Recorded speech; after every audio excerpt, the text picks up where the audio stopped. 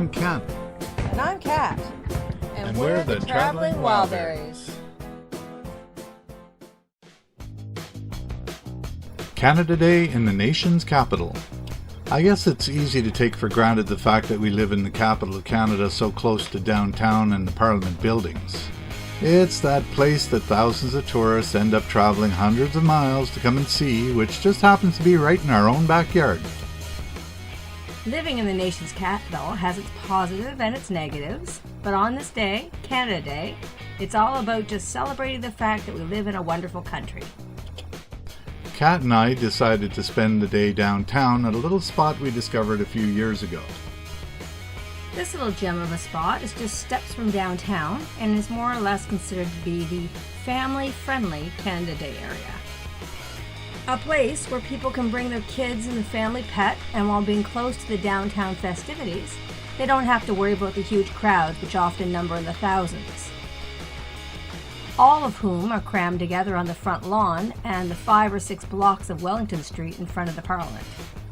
We decided we would be spending the whole day, arriving sometime around 10 a.m. and having lunch, and then watching the fireworks around 10:20 p.m.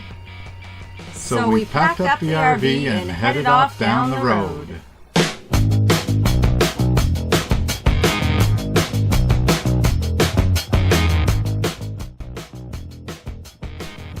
As we were just arriving, we had a bit of a minor mishap. Because of the traffic patterns in the area, I ended up taking one of the turns a tad bit too fast and clipped the curb with the rear tire. Nothing major, but we did lose our large water jug as it pushed its way past the cupboard latch and broke open on the floor. You would have laughed to see how fast Kat scrambled into the back for damage control. Suffice to say, it was a bit of a mess, but we got it all cleaned up fairly quickly. We parked as close to the back corner as we could so we would not have to walk too far to go back and forth from the RV and the spot we were going to settle in to watch the fireworks. There was some kind of native ceremony going on a little island across the river from where we had positioned our seats. You can see the teepees in this shot here. Teepees are really cool. They are traditionally made of animal skins wrapped over wooden poles. A teepee is distinguished from other conical tents by the smoke flaps at the top of the structure. Historically, the teepee was designed and largely used by Indigenous people in the Great Plains and Canadian prairies. Teepee lodges are still used, though now primarily for ceremonial purposes. There is another version, which are called wigwams, but my understanding is that these are covered with bark, and I read that they are often mistaken with a teepee. I find it to be an interesting contrast of social concepts when I think of the fact that children were raised quite happily and safely in these structures for many years with little fear about the fact that there was often a live fire right there burning at the center of the main living area. Nowadays, children can't even play tag in the schoolyards or leave the house without a helmet for fear that they'll somehow cause themselves bodily harm. I get the sense that this modern-day overprotective state we live in squanders many of the possible growth and learning opportunities. Opportunities that could produce a more mature awareness of one's surrounding instead of a constant fear, not to mention the potential loss of a certain level of social enrichment.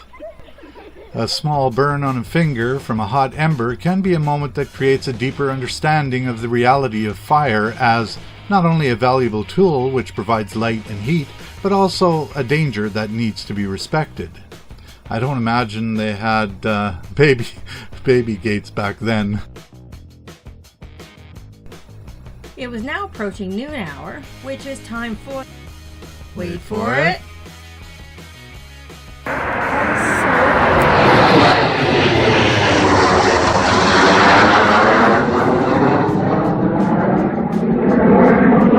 Flyby.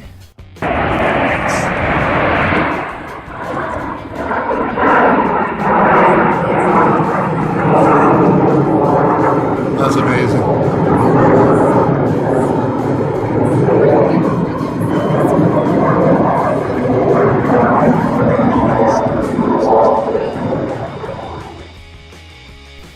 Yes, the snowbirds made their annual Canada Day appearance.